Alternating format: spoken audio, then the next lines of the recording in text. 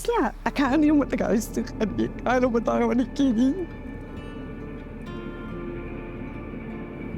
Ja, die ander het geen idee nie.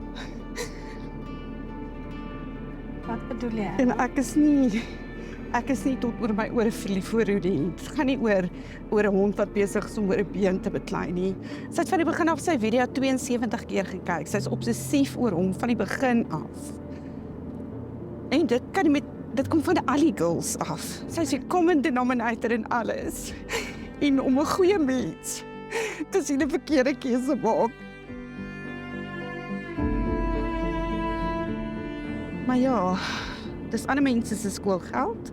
Dis nie myne om te betaal nie.